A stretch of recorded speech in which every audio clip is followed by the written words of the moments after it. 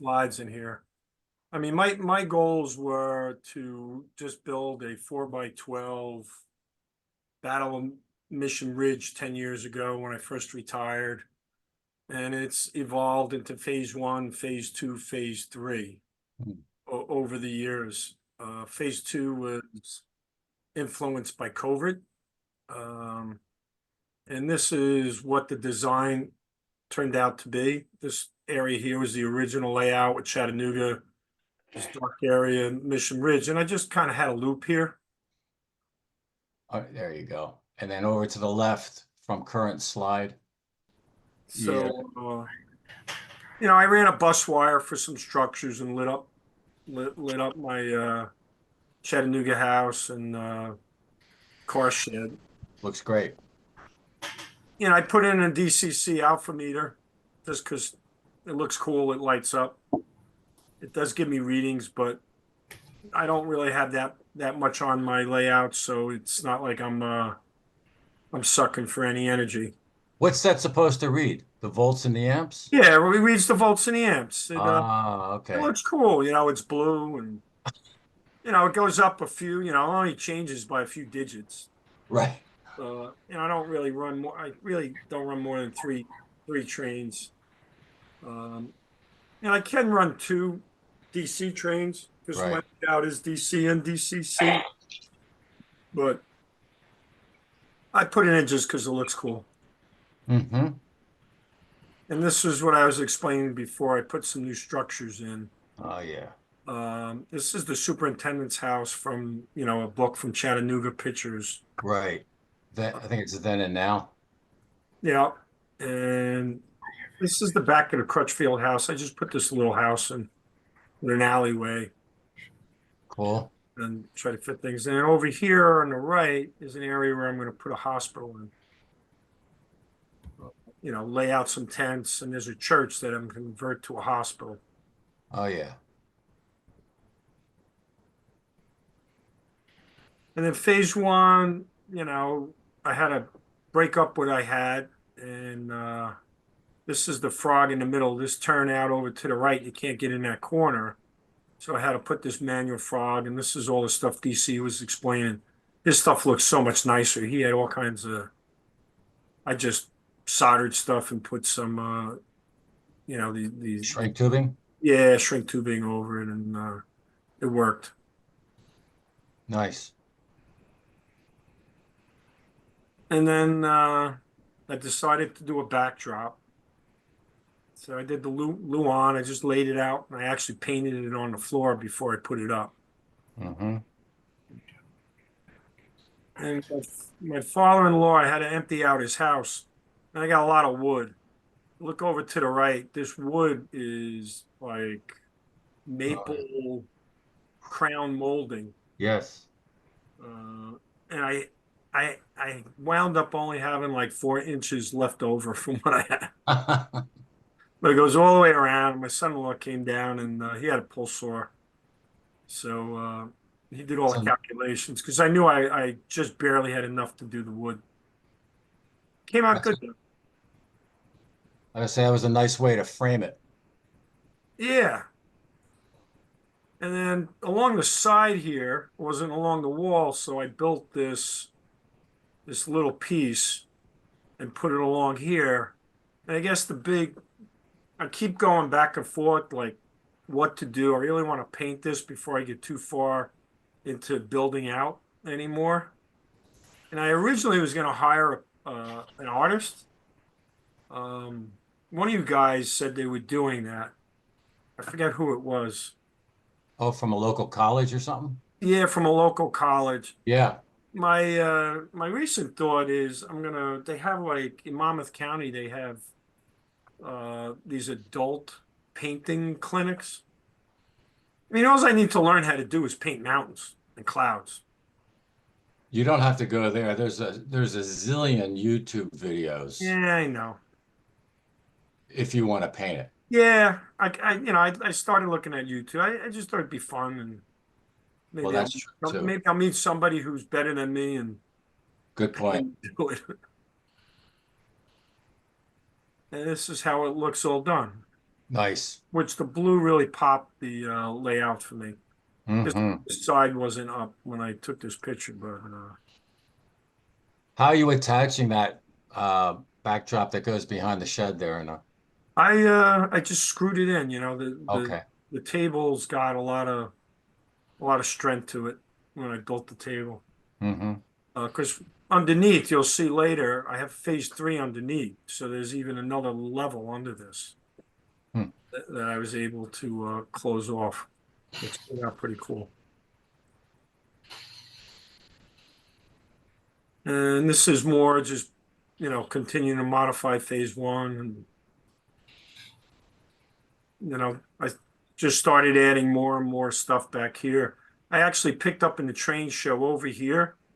I picked up a plastic tunnel entrance that I'm going to stick here and Oh, paint Lookout Mountain on this side.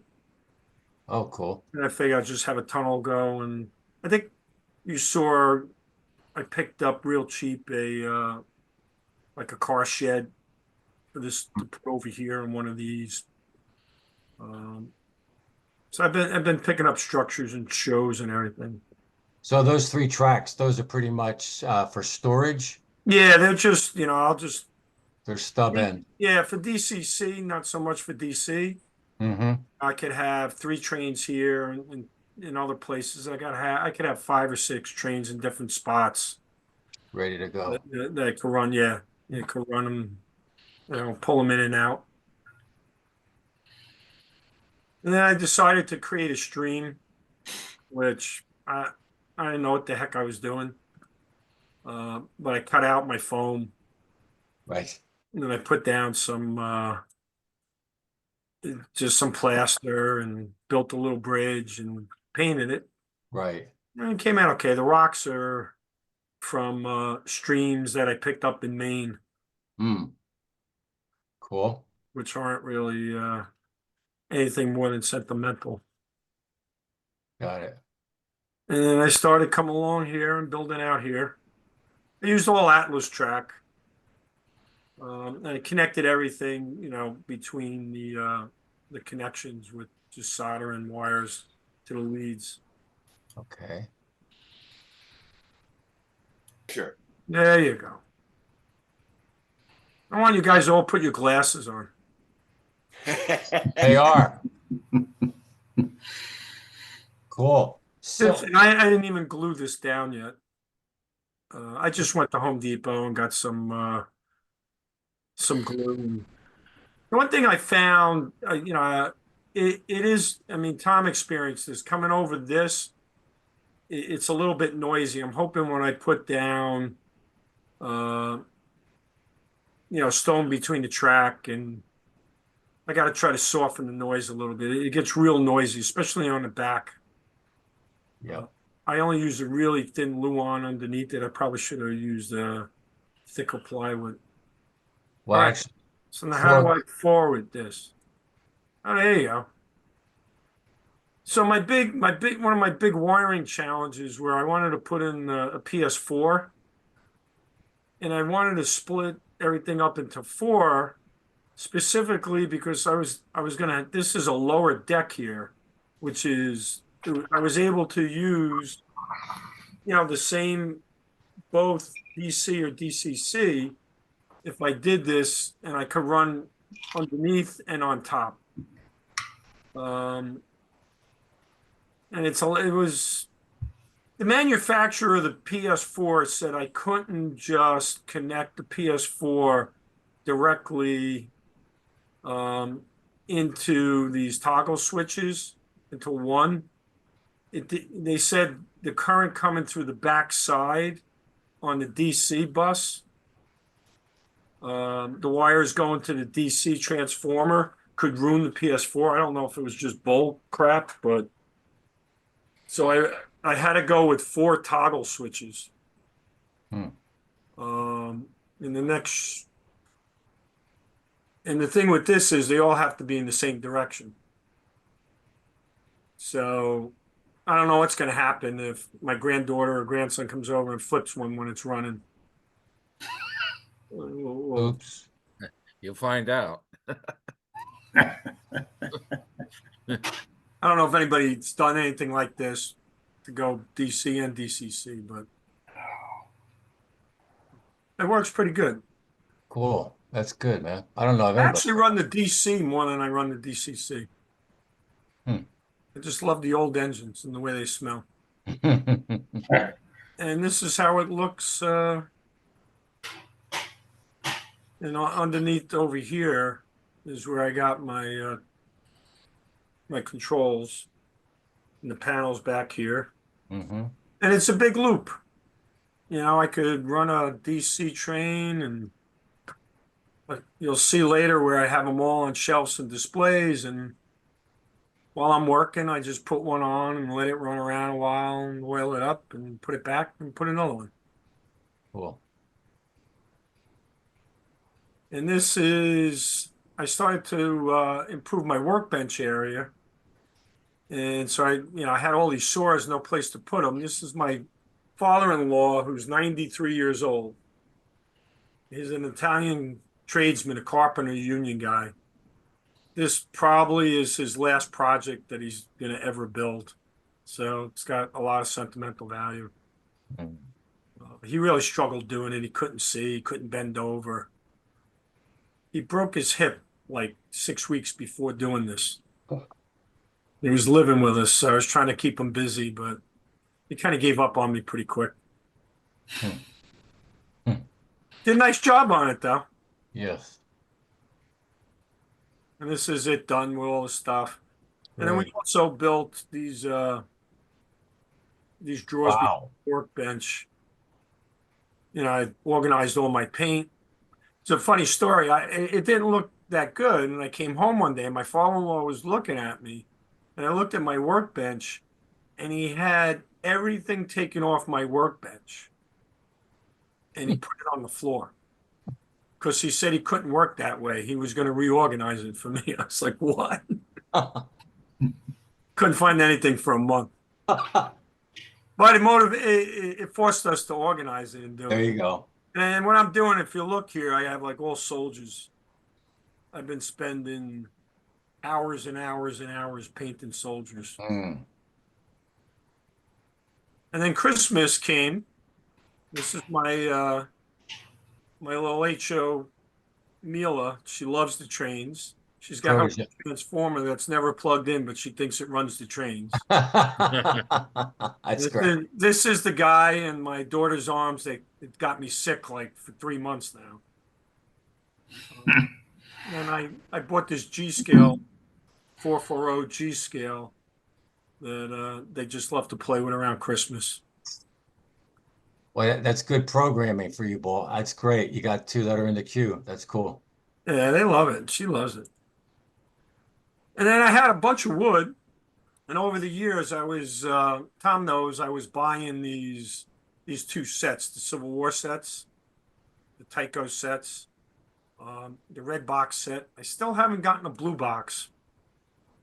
I figured, I put it up, and it's a really nice display. Very nice. And this is all wood that came from my dad's house.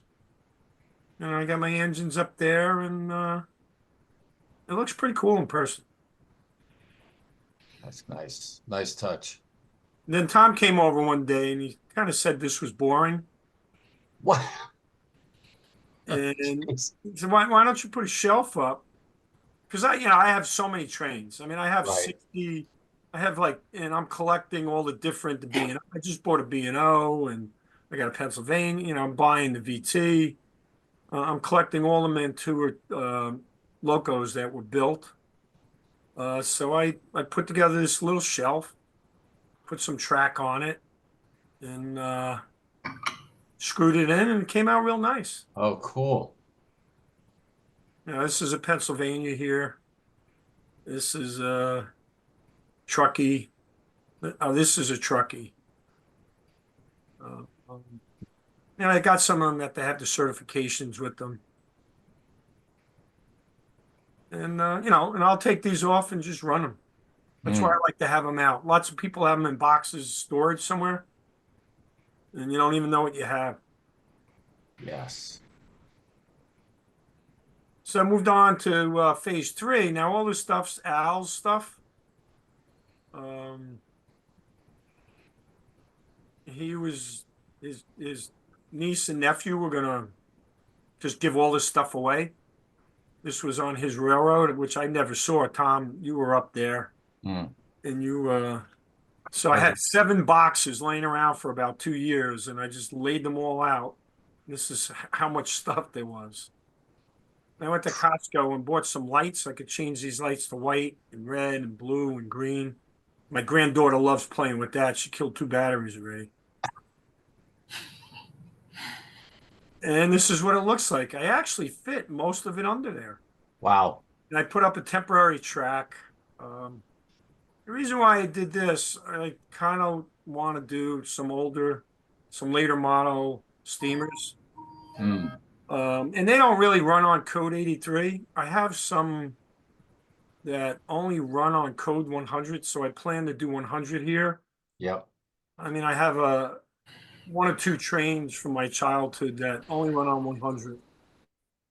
And once I'm got Chattanooga done with all the soldiers, I'm going to come down here and build out the rest of that. And this is good for the kids because it's low; they can play with it. Yep. Nice, Paul. And then I started working on marching men. My guess is I'll probably have 300 or so Mm. Chattanooga alone. Wow. And I started, you see these little bases here, just like painting them to make them fade in. Right. And I kind of glued these down. It didn't look good. So instead of ungluing them and cutting off the bottoms, I just kind of like sprinkled more earth over them. There you go. I don't know if you noticed, like this one I didn't cut yet. These here are just staged to put. But these over here, I cut off all the bottoms and I glued them, Oh yeah. which means each one you got to hold until the glue sticks. And very time consuming. Mm. And I plan on putting them all over. And I just Wow. put these in. The glue's still white here. It didn't even dry when I took this picture. I just did this last night. Um, That's a nice touch with the wagons by the car shed. yeah. Yeah. These are your wagons, Tom. Right. Yeah, yeah, yeah. I Yep. painted this one over here. I didn't paint these yet. So I still have to paint them. That looks good. How many more figures you think you got to paint? Couple hundred. Because I didn't even get to the south yet. I gotcha. So this is just Chattanooga marching to the battlefield. I still have to do the battlefield and I still have to do the south. Oh, right. I like all the different roofs you have. Yeah, Oh, I just picked them up on eBay. Um, this was the first one I did, but it was really expensive. I mean, it was like $10 for one. I was like, I ain't doing that. And then these are paper that you paint, they and look great. these are micro, the micro mark that you just Peel and stick. fill and stick. My car shed took 6 months to do. That was like the first thing I did. Bending that and everything was a lot of fun.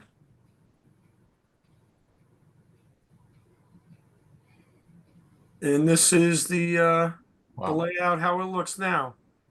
And I found a G scale uh Western and Atlantic that I put up here.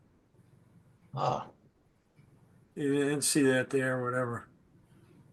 who made You that? see that soldiers here, they're in here, they're coming near the church.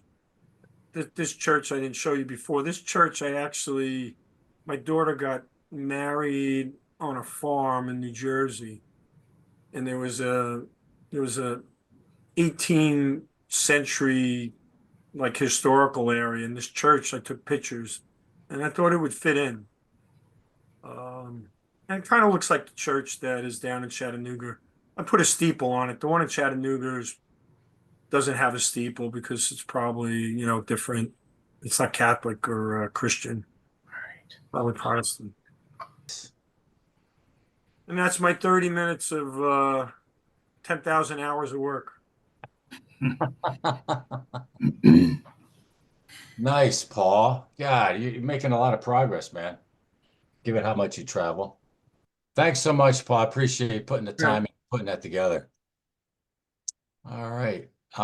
Let's see. So here's the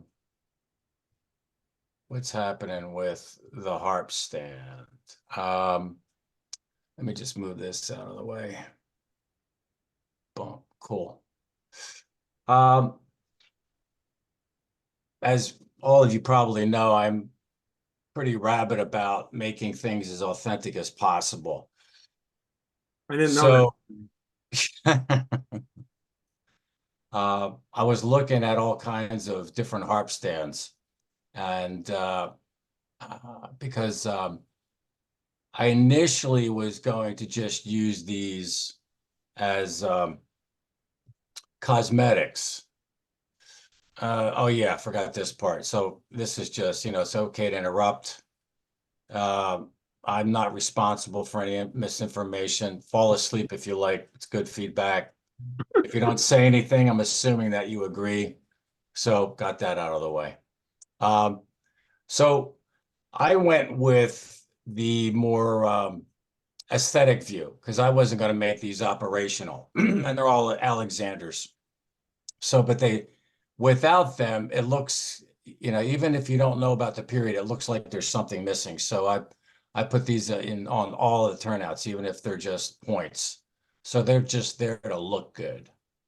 And as a recap or refresher, you might recall that the idea was to cut that section and move Atlanta out to create a larger avenue here and aisle because it was a bit of a log jam. And then it came out to be like this. And that's when I thought, oh, this could be a perfect place for that three-way switch.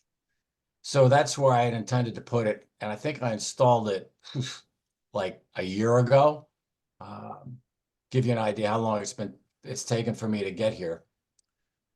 So there's a good friend of mine that's part of the division, a guy named Ray Russell. And Ray was working with me to try to figure out some kind of mechanism because tortoise machines won't work because they only throw two ways. And he suggested an Arduino. And he got with a couple of fellas from his club, the Model Railroad Club up in Union, New Jersey.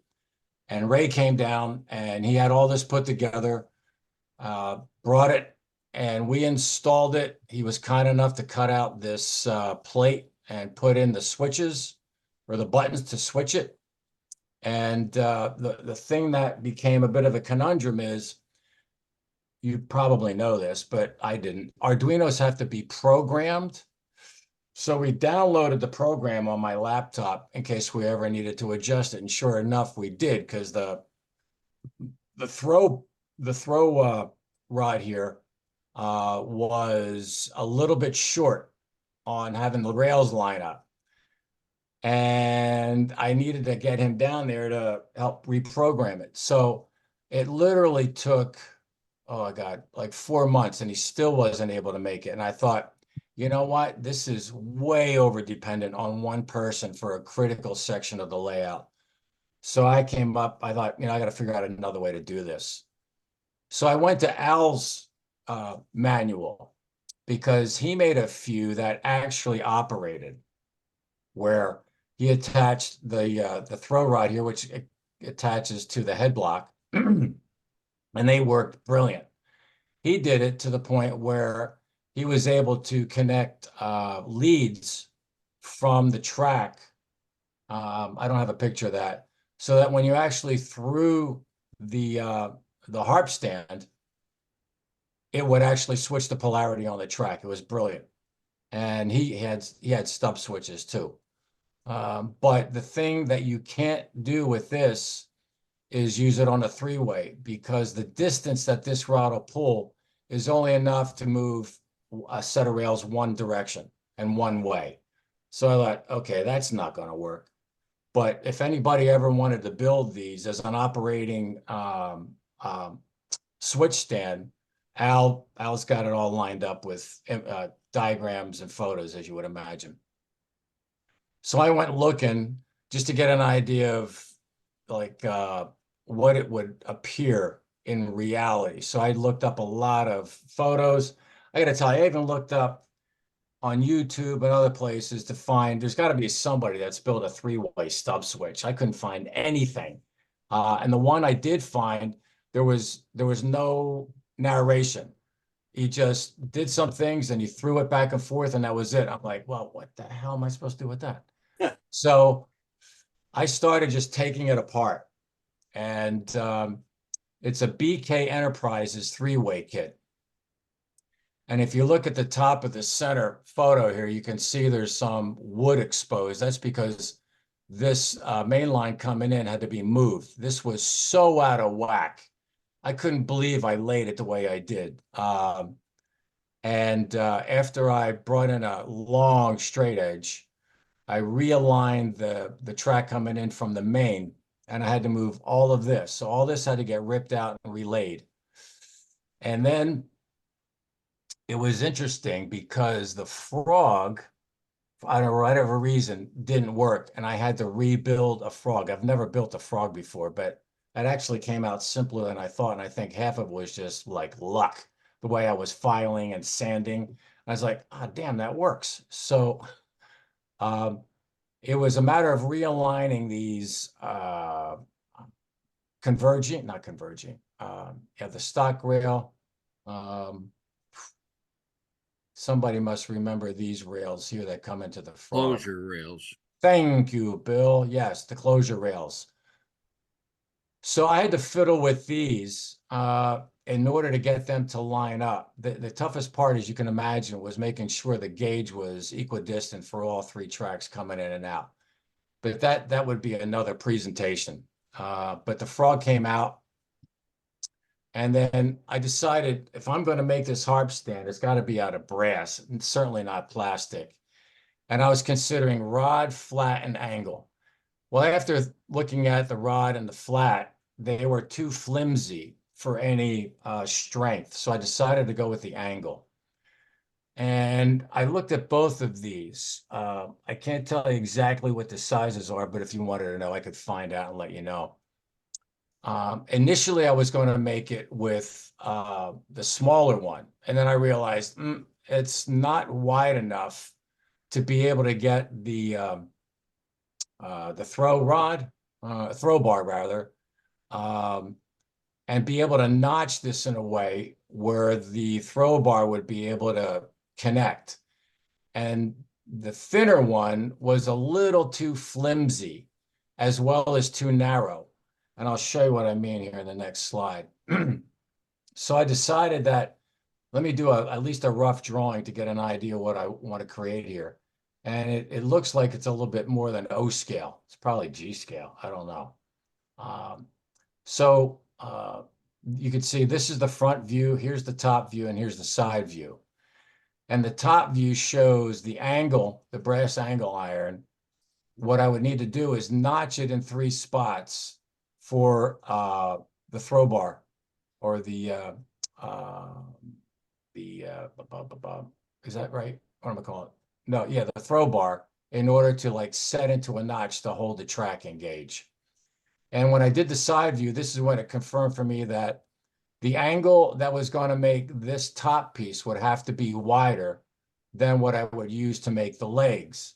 Otherwise, the legs of the angle iron would impede the throw bar from being able to move. So this is what I started with. And of course, I'm using the Alexander harp stand as a guide. And then I made some cuts on the angle iron. This is the wider one at top, as you can see. And here's the 3 notches that I put in here. And in order to make the legs, I nipped the center of this so it would be an easier bend. And this is the narrower angle for the legs of the harp stand. So here it is being prepped. Prepped to be cut. And the way I initiated this, and I'm just making this up as I go, of course, I decided just to notch the section with a triangular file just to be able to get a razor saw in there. And I started cutting left and right as I'm just trying to notch the hole out a little bit wider. And I did that back and forth for a while until I got 3 of these. And you can see here's the notches. And this is curved at this point still. And I'm calling this, it's funny, I don't know about you guys, but when I'm building something, I'm working alone, I have a lot of conversations. Fortunately, and it's funny too, it's like I say to myself, okay, where's that angle iron piece? And I'd say, what angle iron piece? The one that's supposed to go on top. You mean the one that's supposed to have the throw bar? I say, yeah. And I'm like, holy mackerel, I'm certifiable. Then I'm saying, okay, what am I going to call it? Then my other voice says, why don't you call it a positioning cap? And I'm like, that's a good idea. I've become my one of my best friends. So anyway, here's the angle iron for the leg cut in its position. And now I've got what I realized was a half, because I was thinking I could just do this and that would be it. But it was too flimsy. And this is just a couple of quick touches with the soldering iron and we're good to go. It became so flimsy, of course, because I had no way of holding it. I just flipped over some tape, and this was what I used just to anchor this while I did any of the soldering for it. So calculating the position for the throw bar. And you can see this throw bar is coming up through the base, and it's connected to that little machine that was part of the Arduino below. The beauty about that is it has micro movements versus the tortoise. So you can stop it anywhere. So the whole idea was just to find the center point and then line this up. And now I'm just trying to figure out how far does this piece need to go in order to make sure that it's lined up for the center rail. And then once I figure that out, I could determine where this needs to be anchored, the harp stand that is. So there's your throw bar, your head block. And what I discovered, funny, once I had this almost freaking built. And I went back and I started looking at, what might be out there with videos. Sure enough, if I didn't find 3 or 4 videos that showed people building a 3-way stub switch, that blew my mind. So I noticed that one of them called these head guides. I don't know if he made that up or that's what they were really called, but it makes sense because here's your head block. And what I did here, which I should have done in the others, I took a very small piece of rail joiner, which somebody in an article recommended. And instead of soldering the rail to this PC board or tie, use the rail joiner so this can float. Even though it's a very small movement, when I had soldered the rail to the PC tie and you would move the fly rail, it would torque enough where it would just stick up a little bit or not line up exactly right. So I put these in. The other thing I attached, is it on this one? Yes.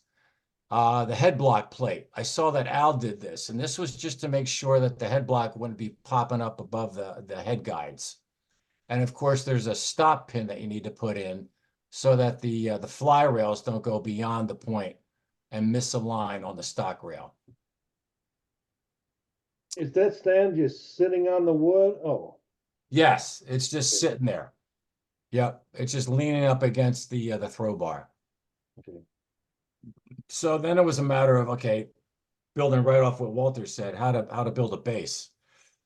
So I needed to keep a certain distance from this half of the harp stand to the other half. And this is about the size of the head block. And I used 1/8-inch flat brass stock as the base. As you can see, it was soldered. And then I also cross braced with another piece of narrow gauge angle. And I had this facing out. Of course, if I put this on the inside, it would impede the throw bar. So this had to go on the outside. And again, I chose the angle iron versus flat because I wanted this to be as sturdy as possible.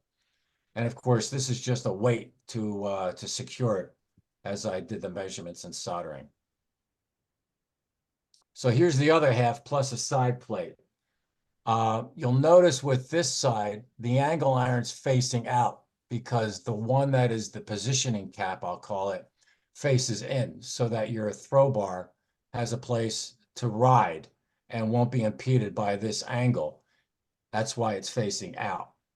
Here's a couple more legs, soldered. I know it looks really nasty, but it works. And then what I needed to do for further security or reinforcement, I needed to put a plate on the outsides so that the two halves would stay firm together. So I used a side panel. Again, it's just flat brass. And I got to tell you, I highly, highly recommend this stuff called Rapid Fuse. I tried to attach this plate first with Loctite CA, didn't work.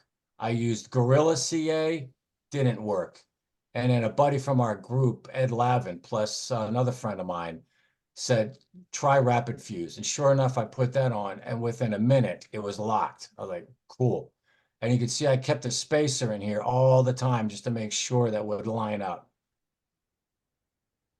And in addition to the head block spacer, this was one to ensure that the spacing for the throw bar would stay intact when I put on the last plate.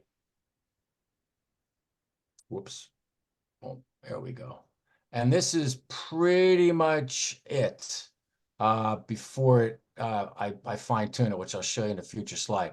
It doesn't look like it, but there is actually plenty of space between what I call the position cap versus the other half, so that this throw bar easily moves out, over, and in on all three sections.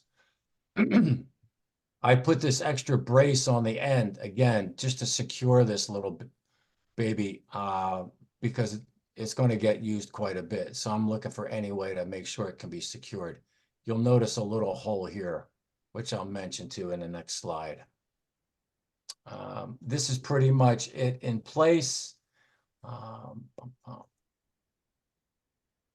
And then that hole I mentioned, I put a spike in here just to ensure, some more certainty with it. And it's also glued in. And then what I realized is, for whatever reason, the base on this side of the harp stand was a little bit too high. So I just used some plastic styrene strips to shim it up, and did the job. And here it is. See if it'll.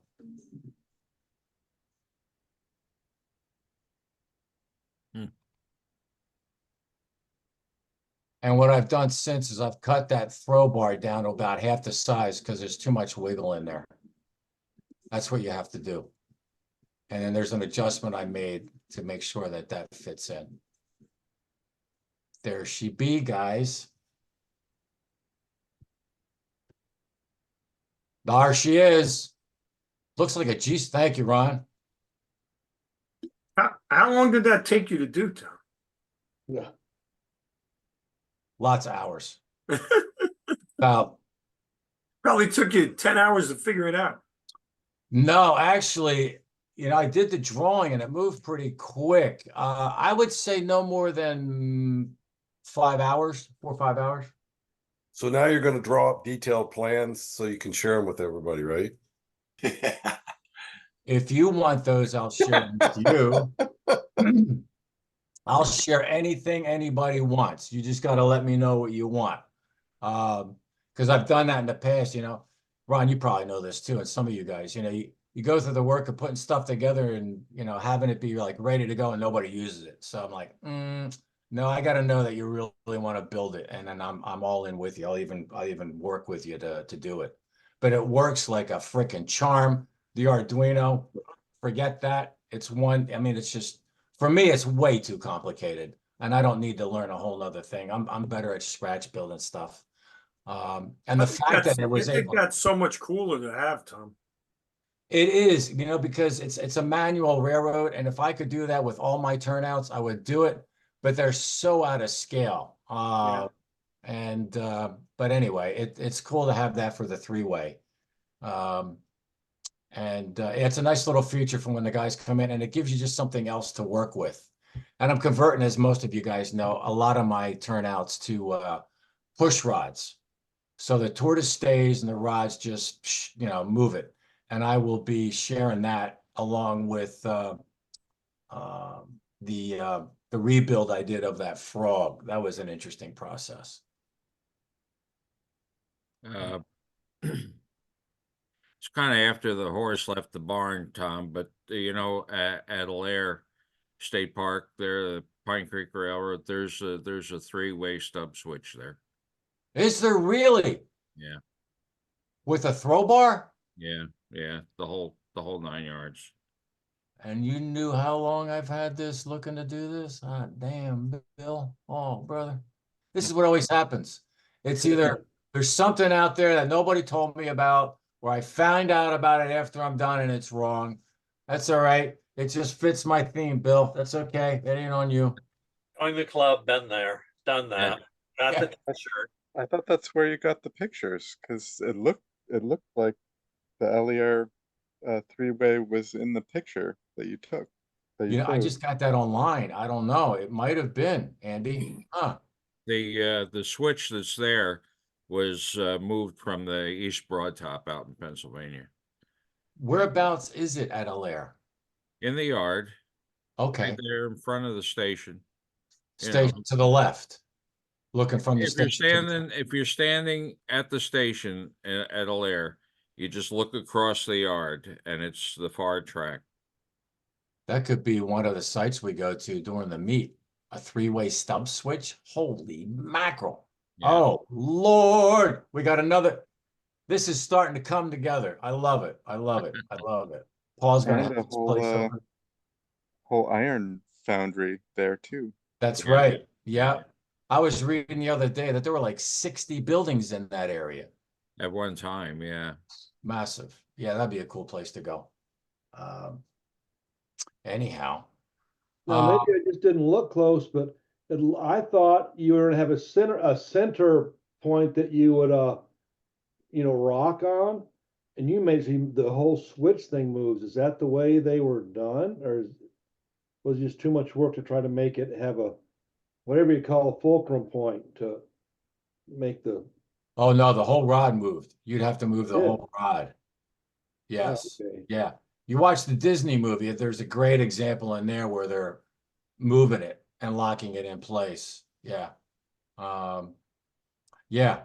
Yeah. It's one of my fun features because I've always wanted to play with a harp stand, and I was always jealous of what Al was able to accomplish. And I thought, hey, okay, I took it one step further than Al. That was good. Good. Any other questions, comments, any announcements? One thing, it's already been asked and answered, but I can't remember. When did they start doing that treatment on ties where it turns black? Creosote? Yeah, creosote. Was that late 1800s or? Yeah, not before that.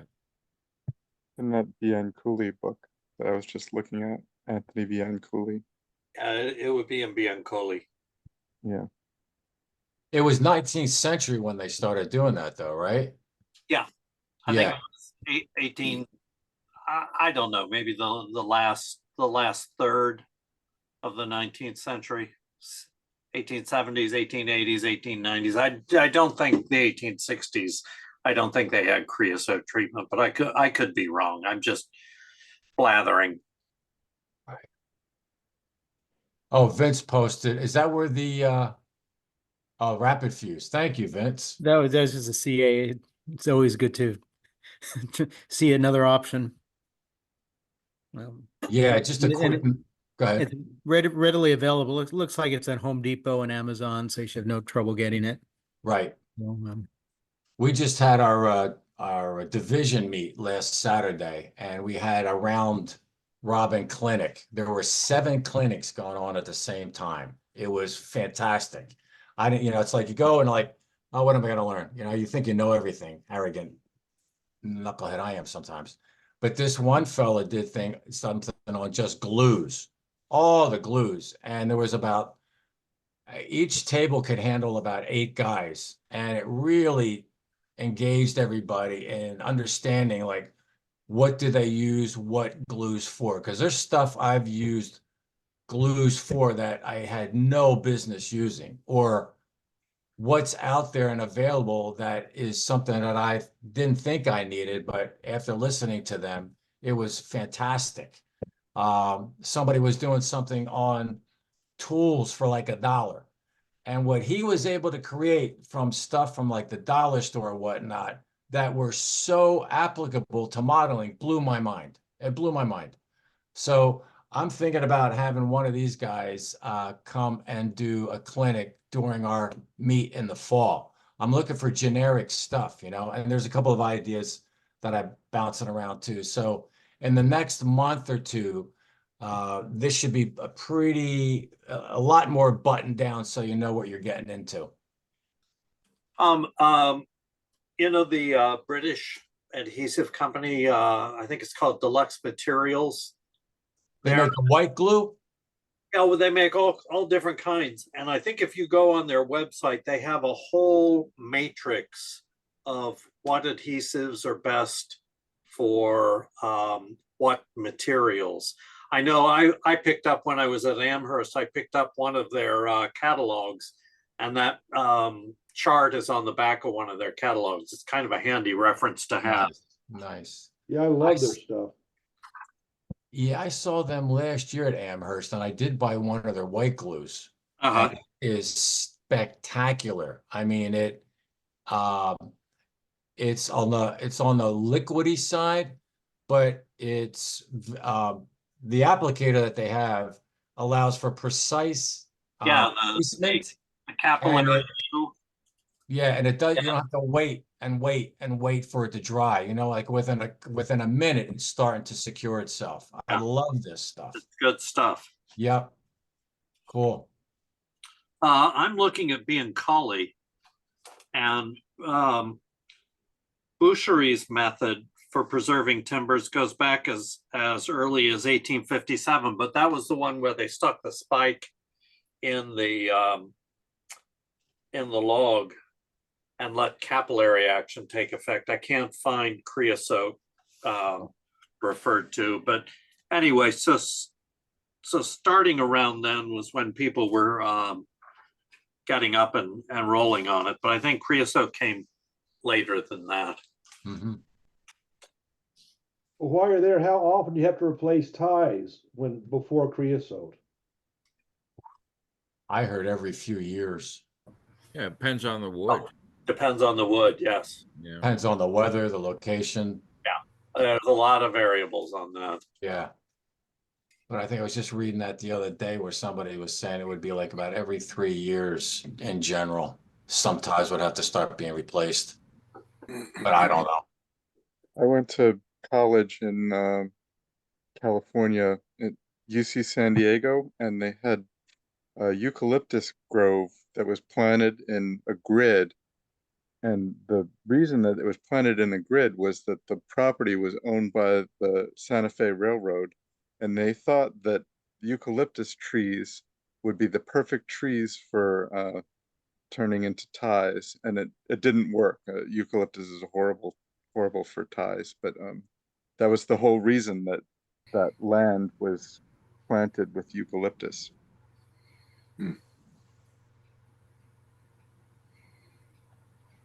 When going from San Diego to LA, you can see a lot of the rails, they have eucalyptus growing all along, so that way they'd have their wood ready to go by the railroad.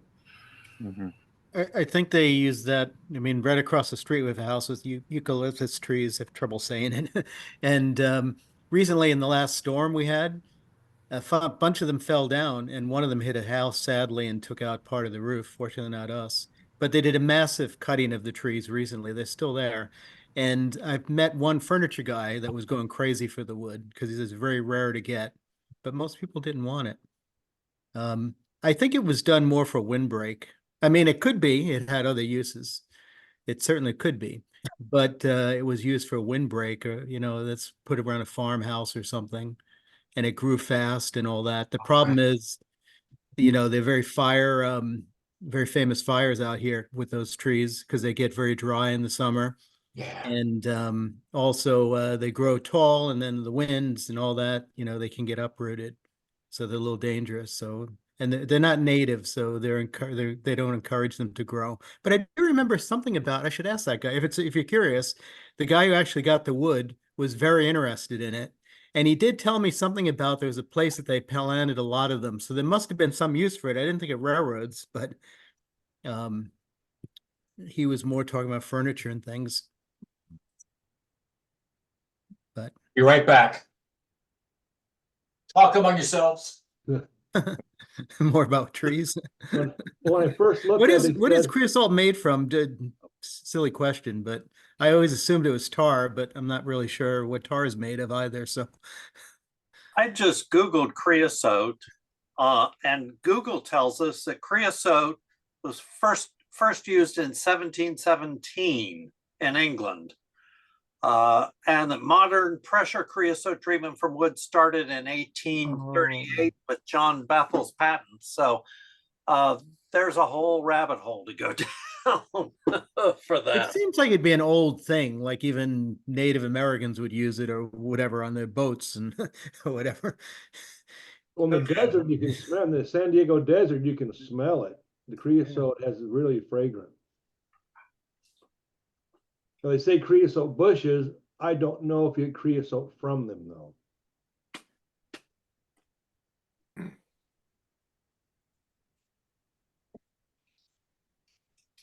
Yeah, I heard that I can't remember who it was, Union Pacific or Santa Fe or whoever. What is a fast growing hardwood? And they found Australia with eucalyptus was one of the fastest growing hardwoods around. But that's as much as I found. I don't know what else about it. It's fast growing. I'm not really sure what a hardwood is, but well, I guess a hardwood. You wouldn't think a hardwood would be fast growing, but it does go into big pieces as opposed to like a tree that spreads out a lot, if that makes sense. So maybe that was part of the desirable aspect of it. But it gets really tall and it gets a canopy up high, and I think that's the problem. And they can become uprooted in the wrong conditions. And also they're fire hazard. So they're discouraged nowadays. But yeah, it was brought in. I had originally thought it was for windbreak for when they put farmhouses and things. But maybe they also use the wood for something. I think they were just looking for uses for it since it grew so well in that area. It grew so well. And Stanford also had a farm, not the campus, but he actually had a farm where he was growing it, and just going through my pictures of it, the guy was telling me the stories about it. Somewhere in Sacramento area or whatever. So it's quite possible. The timing is right. It's quite possible it was used in early railroad. But I will ask him what it was used for, and he's an amazing person. He talked about mines and things out here that I had no idea about. I learned so much about the history of the area from a casual conversation. That's what happens. That's what happens, right? Things that you never, like silly things like they had duck blinds or blinds. You don't go. You guys are on the East Coast, which is where I grew up. In the San Francisco Bay, which is really an estuary. It's really like the Chesapeake Bay or something. And you don't really go there much. That's kind of weird. I mean, why don't they fish there and things like that? It turns out it had to do with the mining and the mercury and things like that leached out of the soil. So you don't think of ducks, but apparently they used to go hunting ducks here many years ago. So little things that I learned like that for most people, it's not so interesting, but for me, it is kind of interesting. It is, yeah, especially to learn more about the area that you live and what's that. I appreciate that a lot for folks that come in from out of town and they show an interest. That's always appreciative. I'm still reading from Biancali. He indicates that the Philadelphia, Baltimore, or the Philadelphia, Wilmington, and Baltimore began experimenting in the 1860s, and they used urine as a preservative for their ties. Who knew? Fascinating. Okay. I'll leave it there because I was going to ask a question that could open up a Pandora's box that would be Yeah. rough for anybody but us to listen to. Well, one thing I wonder if that would come from because the back in earlier in England, they found when you would dye clothes within the first washing, start leaching out, but stale urine had the ability to fix dyes. Yeah, And so really poor people, if you just had a pot, you could piss in it and you could sell that. And if you were really poor, you didn't even have a pot to piss in. Right. So That you could sell your piss. Yeah, uric acid. so American Society of Civil Engineers made a report in 1885 concerning the efficacy of creosoting or burnitizing as the next best alternative. So I think creosote, sounds like around the 1880s, it's starting to get Popular. mainstream attention or something like that. But yeah, that's yeah. from being Cully. Got it. All right. Okay, gentlemen. If there's nothing else going once. Well, Oh, So- Phil. yeah. The 040 project. Yep.